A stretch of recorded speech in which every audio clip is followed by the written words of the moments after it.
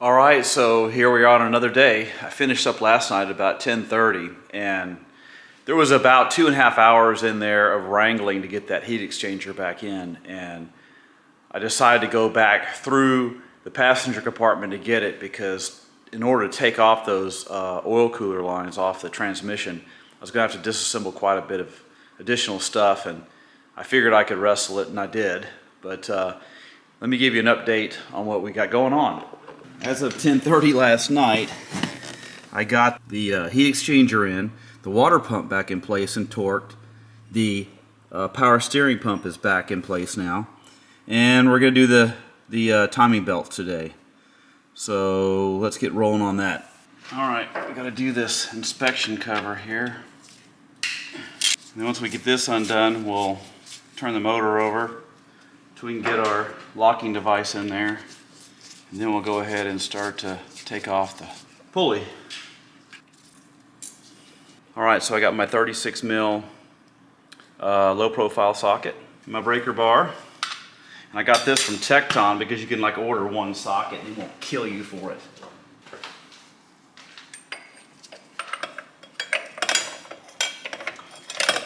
Okay. Oh, well, I took a coolant shower. I'm gonna have to go in and clean up a little bit. It's all down my backside. But I went in and pulled this drain pipe off.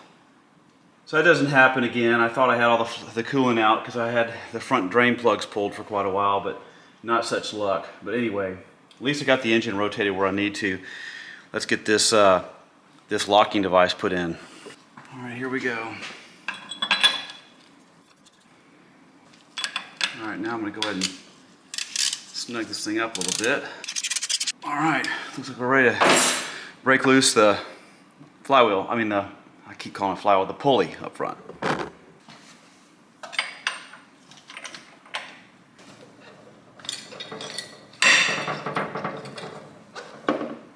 that thing was tight. Once you break that thing loose, you can turn it pretty quick with your fingers. Bolt. There it is. All right, they say you need to do penetrating oil, but I'm just gonna give it a tug and see. Oh, wow, came off easy. There it is. All right, now we gotta make ourselves a spacer to put on here so I can crank the engine over, get it top dead center. While I'm still under here, I have plans to change all these rubber hose fittings anyway, so I'm gonna go ahead and take these off and replace them while I can. We'll get these off. There we go, there's one. Oh. Here's the other one. All right, here are my new hoses. If you notice, I put a date code on here, so I know when I actually replace these, so there's no mystery on both of them. It kind of helps that the pipe up at the engine is loose, so I can kind of manipulate these things. Okay, I've got these two in position, but I'm not going to tighten them up until I get the pipes connected to the engine to make sure we don't have any undue stresses on them. But there are two new ones out of the rest of the bunch I've got to do. Okay, so we need to get a way to turn the engine over without the flywheel on. We got to put the nut back in. So we got to make a spacer for this because the nut threads are such that if you threaded it in, you'd bottom them out before you ever got any traction on the crank. So we're going to measure from this point to this point. Looks like 1 9/16. So I'll take my pipe here. 1 9/16. Okay. Just going to lop off this little section here. Ooh, that blade doesn't look too good on that pipe cutter. I just noticed that. There we go. There's a little spacer, so that's going to replace that guy. Pretty good. All right, back to the car. All right, you see the crank right there. I'm just going to slip that over it, right like that. And I'm going to put the bolt right back in there. All right, there we go. Ready to go topside. Okay, now we got to take the locking plate out so we can turn the engine over to get to TDC. I've got a bore scope in cylinder 1, and I'm watching piston on here so I know approximate time when I get TDC going on. It looks like right now I'm at top dead center. You can see everything's lining up. Move this wrench out of the way. Well, that's great. It's the bottom of the car now. You can see the original paint marks right here is on. This one right here is on. We are there. So I'm gonna go drop a dial gauge into the cylinder, go back and forth a little bit, find it exactly and make sure, and then we're gonna clamp it down. It's gonna be kind of tough, but I'm gonna see if I can show you. So I've got it at top dead center now. I've got my bore scope down here. I'm gonna give you a shot of the marks. Look at that. It's hard to see. Everything's look at right on the money. That's intake cam. We're gonna go down here, exhaust cam. Look at the exhaust cam. The bore scope is backwards of what you do. It's weird. It's trying. Sorry, I'm bouncing around, but so get it right over the top. Yeah, look at that. So I'm good there. On the passenger side, let's go look at the driver's side. So I'm bringing it over here. Look at that. It's intake cam, right on the money. And there is the exhaust cam. Come on, get my coordination down. Look at that right there. So everything is buttoned up. Exhaust and intake. So we are ready to lock down the camshaft pulleys and proceed to take off the belts. Well, before I get started, I measured the gap that they were recommending. I believe it's 1.9 to 2.1 or something like that. I checked the gap here on the passenger side. I've got 2.55 millimeters. So that's out of spec, and that belt's pretty loose. But look at this side over here. This one measured at 4.5 millimeters. Then I cranked the car over to get to TDC, and look how much that tensioner opened up. Let's get started on the belt change. In doing my 308, one mechanic gave me a good idea. He always told me to mark the belt on 2 points on the cams and on the pulley, so you know you can count teeth and know exactly where you are. So I'm going to put a dot on the top of this tooth right here. I'm going to come over here and put one right here, and then paint the arrow on the direction to the side of the car so I knew which way that belt was pointing. And then I come over here and I label D for driver's side so you don't get anything mixed up. Then I'm going to come down here and put a tick mark. If you look on the back of the belt, it actually has a shiny part where the teeth are. Where when it rubs over the pulley, it kind of glazes the back side of the belt. So you can see the shadow where the teeth are. So I'm going to look back here where it's shiny, and I'm going to mark a tooth on the drive pulley as well to make sure I get it correct. So I'm going to mark this one right here. I'm going to put a white dot on the pulley. I'm going to come in here and do the same thing on this side. Sorry, you can't get in there to see it very well, but so I'm going to come in and put a dot right there. And I'm going to come over here, same thing. I'm going to pick at the top of this pulley here, put a mark there. I'm going to come down here on this pulley here, and put a mark here. I'm going to come in and label my arrow to the outside, and label here P for passenger, and then I'm good to go. So now I'm ready to loosen up the tensioner and take this off, and I'm also going to replace these hydraulic tensioners. All right, here we go. I'm not going to bother to put the pin in this one because it's so far out of spec anyway. We're replacing these tensioners, so it's not going to be a problem. There we go. This is the old bearing. And I'll get the belt off of here very carefully. Belt gone. Now we're going to replace this tensioner with the new tensioner.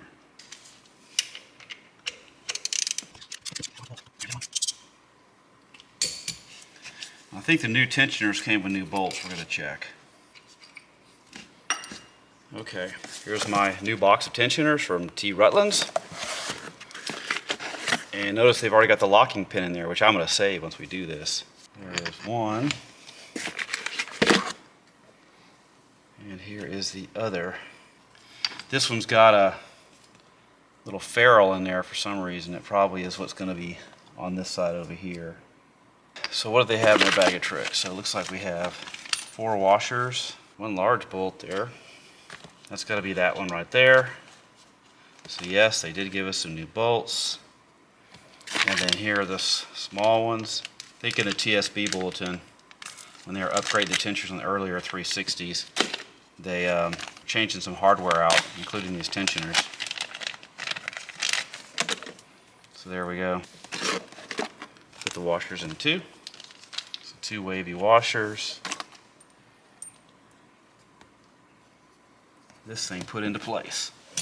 I even wrote the part number with my paint pen on here, so in the future when I go to do this, I know that I have the upgraded tensioner on here for those of us with sometimers disease that can't remember all the time. Because it'll be 3 years before I get into this thing again, and it'd be nice to know that it's covered.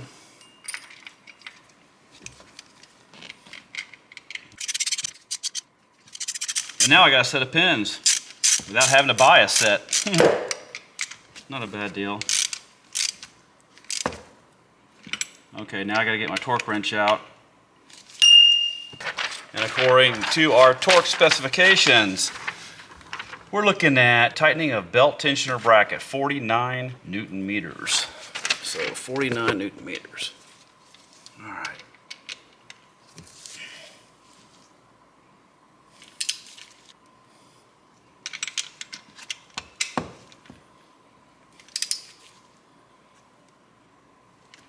So now I'm going to put our new tensioner bearing on.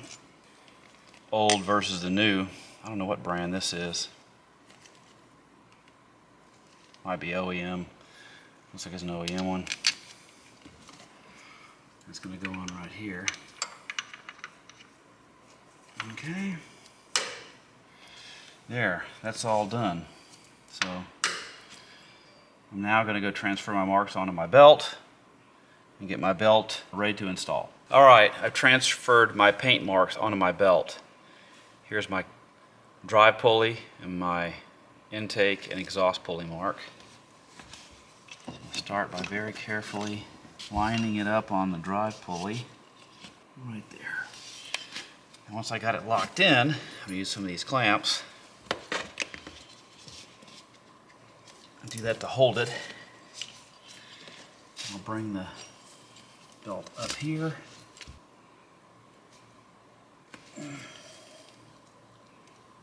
Slide that sucker on. All right, so I've got it on there with my clamps, and now I need to apply a little bit of tension to the belt. My frustration levels got really high on these belts. I was trying to adjust them, and I couldn't get the gap to work and or the tension at the same time. So I had to take a break, step back, and then I came in this morning and tinkered for about an hour, and I've got it actually. So let me show you where I am right now. If you look right now, got my 1.9 gap in, no problem with the gap, and my pin is free to slide very easily, so no problem there. And the belt tension, my tensioning program here, so I'm going to take a measurement.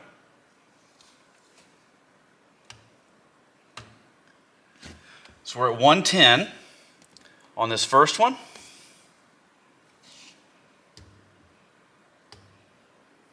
And I'm 100 on the second one. So I'm at 210, and the parameters are 190 to 210 on tension.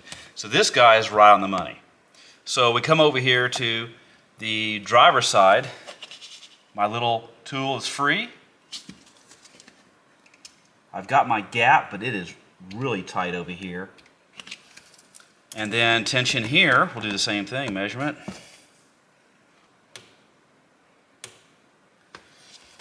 got 111.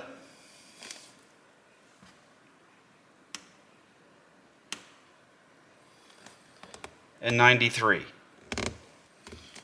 So this one puts me at 204. So we're good there. So these guys are ready to go. I've got my water pump back in position. The power steering pump's back in position. I'm going to go ahead and move forward and get this belt on here. And then we're going to go put the covers on the end of the cams and get the spark plugs in.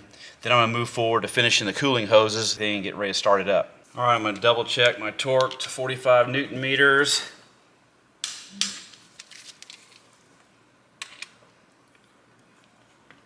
All right, we're good. So I'm going to try to get this belt on here right now.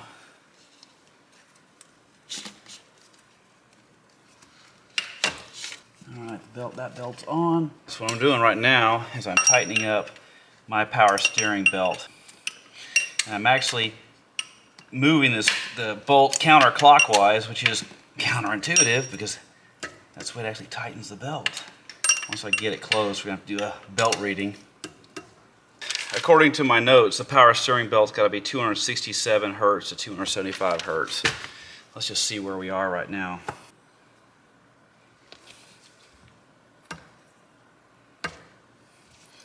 Not even 77. Wow.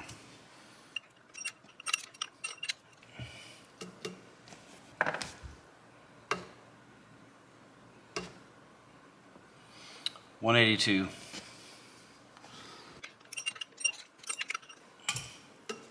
All right, here we go. Let's see what this one is now.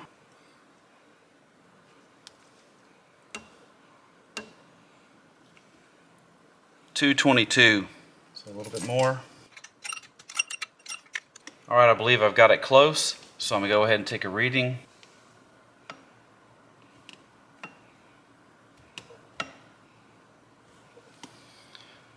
$272 on the top. So I think we're good on that belt. So now I'm gonna snug up the bolts.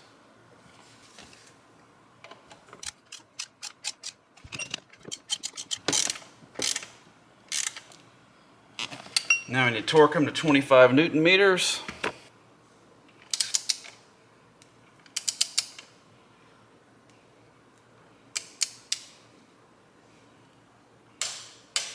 There's that one.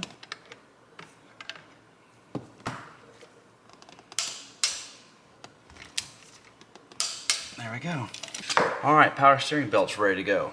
Now we're gonna go ahead and put the rear covers on the cams, the end of the cams. We're back under the car. All right, we're now ready to place our gasket.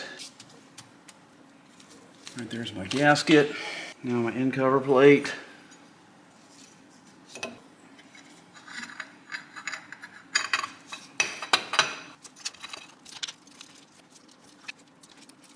Okay, now we're going to tighten this thing up to 8 Newton meters. There's that one. Right side bank is done. Now we're going to come over here and work on the left side. I've cleaned the mating surfaces with a plastic razor blade and wiped them down with some alcohol. We're now ready to get our gaskets in place. Now we'll put the end plate in. This guy right here.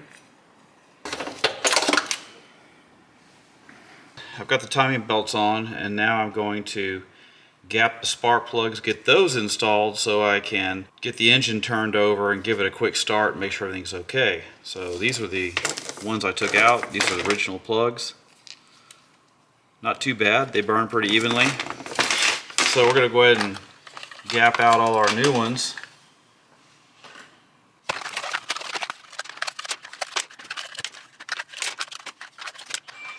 Alright, so now I got them all set up, ready to go. Just drop them in here. Let's actually put the spark plug in, stick in your feeler gauge. Just give that a quick snug, and that's it. Ready to go. There's one. This way is to make sure they're all exact. I like using this little bitty tool here because it gets that electrode and stuff, keeps it lined up nice versus using a hook type method to bend it over. Okay, now that the cam end covers are on, or end plates are on, we're gonna go ahead and lock up the flywheel again so we can get that nut off and get the pulley back on.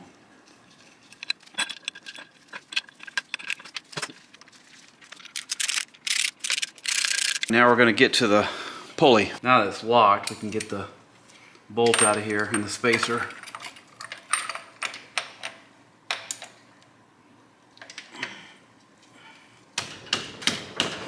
Oh, I'm going to need the breaker bar.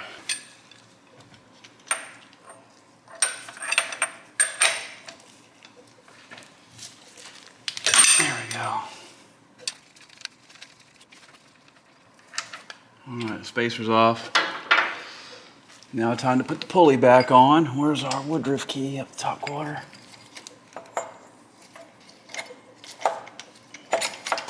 Okay. Got some red Loctite on the bolt.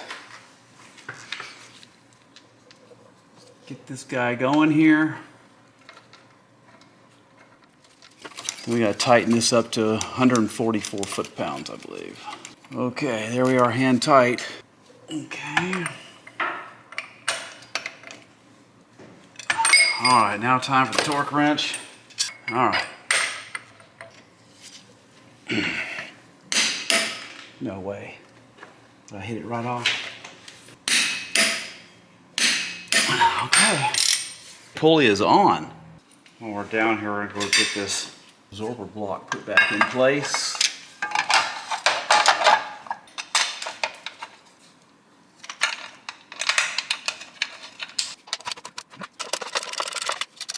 Next, we're going to go ahead and get the other pipe inserted in here for the coolant so we can get this buttoned up.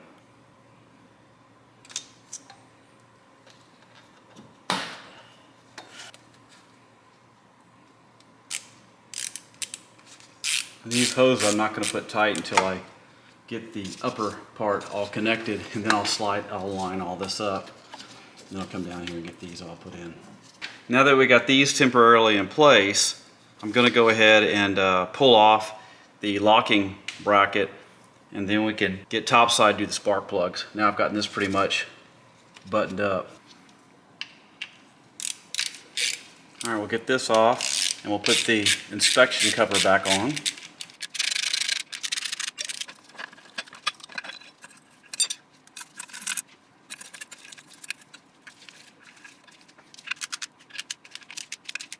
All right, that's done. So now we're gonna get topside and do these spark plugs. So I've got my coil pack screws that hold the coil packs down. I got 4 plugs for this side, my torque wrench, and we're getting ready to roll. So we're gonna do the first 1 through 4 cylinders, and then we'll jump in and get the other side. So let's get started. First we'll put a little bit of NICs on all these guys. I didn't find any service records on this car about plugs ever being done. And the plugs that came out, they look kind of decent, but boy, they were pretty corroded, so I'm thinking that they were probably original. All right, we're ready to start battling to get those in the holes. And I actually bought a brand new magnetic spark plug socket, which is kind of nice. The other one I had foam in it, and the foam just degraded after a number of years. They're being used, exposed to chemicals and stuff. So this is kind of nice, don't have to worry about hanging up. On to number 4. Now number 3.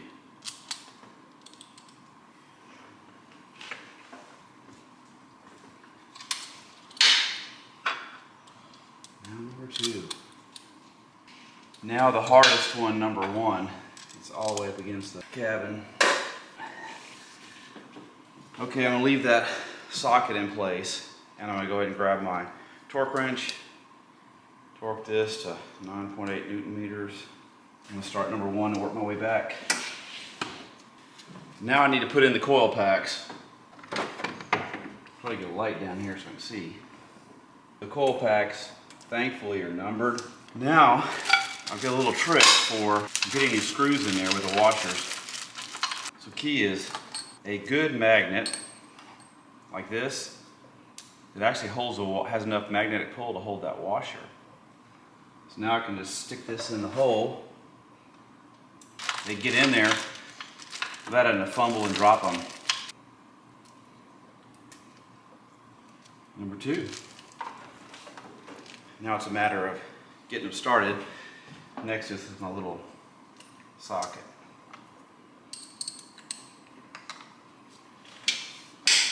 All right, now that all of these screws on the coil packs are in, I'm gonna just lightly snug them up with this, just till I get contact, then I get the torque wrench out. This will save me quite a bit of time ratcheting. So now those are in, it's time to torque them down. Let's see, get the hard one out of the way first. Okay, so now the plugs are in, we're down to refilling the coolant and getting this thing fired up and doing a real quick warm up and see how the belts and everything are looking, and then we'll resume putting the rest of the belts back together. This guy here, I have no coolant in the system, but I don't want it blowing stuff on me when I fire the thing up. So I got this one hooked up loosely, this one. Pull the pins on my tensioners. So now we're ready to fire this thing up, see how it does. Gotta turn the battery on.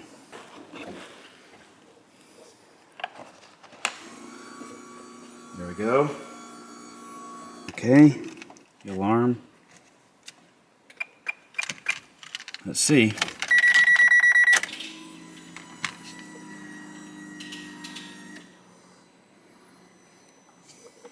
Says okay.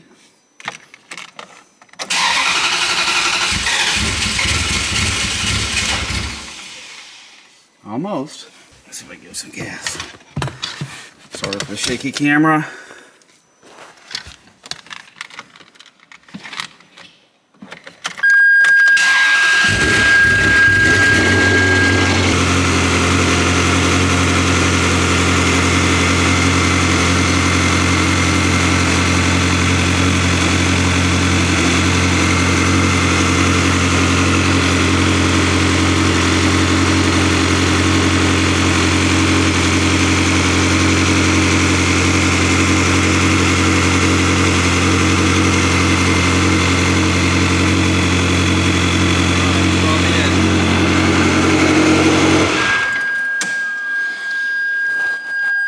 Well, we know our spark plugs work. I've checked my tensions. My tensions are still within spec, and I can still get my pins, my locking pins, in here freely. Whoop. Well, now that one's on the floor. Oh well. Now we're ready to put the covers on. There's one.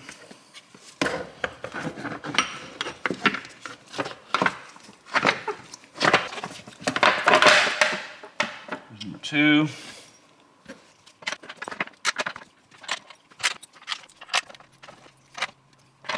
All right, go ahead and torque these things down.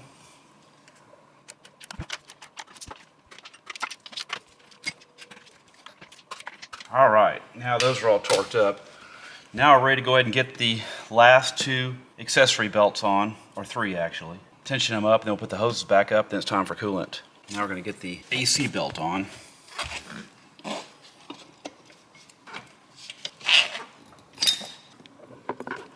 Well, that wasn't too bad. So here's the AC belt right here.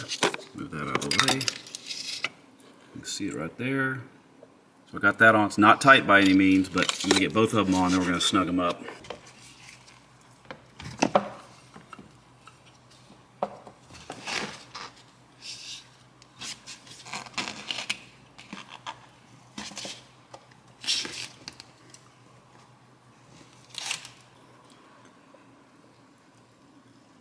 Okay, there it is. Off loose, but it's in there. So now I gotta get underneath the car and start tensioning. Okay, we're back underneath the vehicle. Here is the tensioning nut for the alternator belt. So you can see that pulley kind of moving upward as I turn this bolt. Let's see what that looks like up there. Well, it's like a little bit of tension. Let's keep going. Getting better. See how that's doing up there. That's better. Now we're going to come over to the AC belt here. And we're going to start tightening this thing up.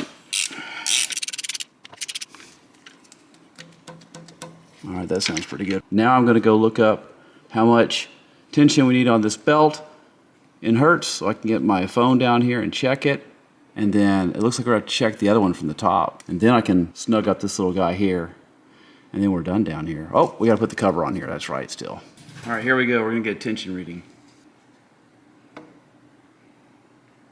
156.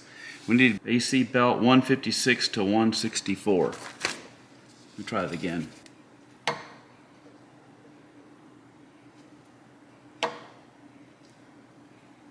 $157. Not bad.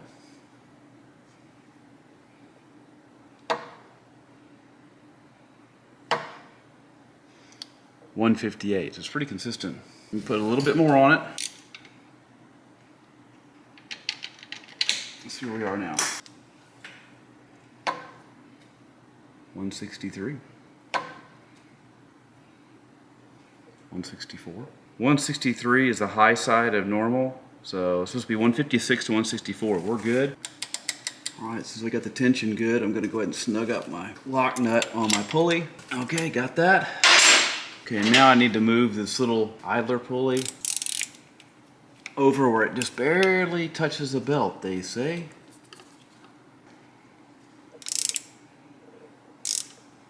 There we go. So this is barely kissing the belt right there. Now we're going after this guy here. Let's go ahead and set some initial preload tension on it.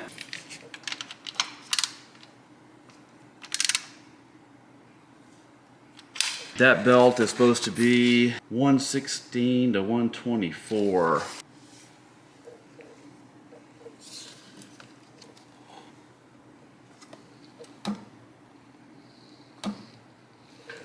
I'm getting 112, so it looks like I need a little bit more. Okay. So I went topside, did a reading, and I got 134. So I need to just let it down a little bit. Just bump this down just a smidgen. There we go.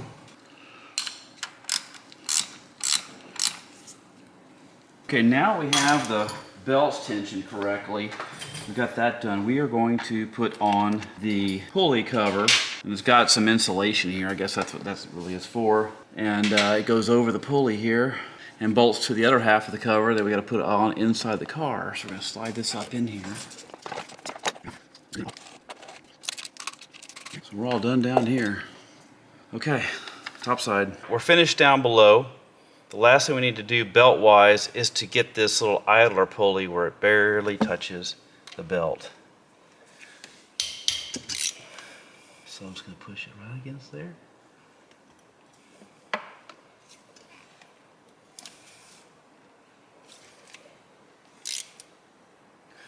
That's it. Now we're going to hook up this last hose.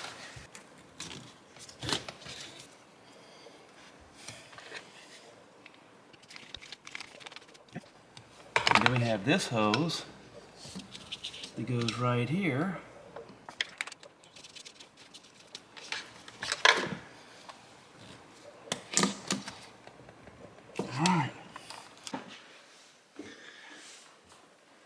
All right, so it's the end of another long day, and I think I finally got the engine compartment buttoned up.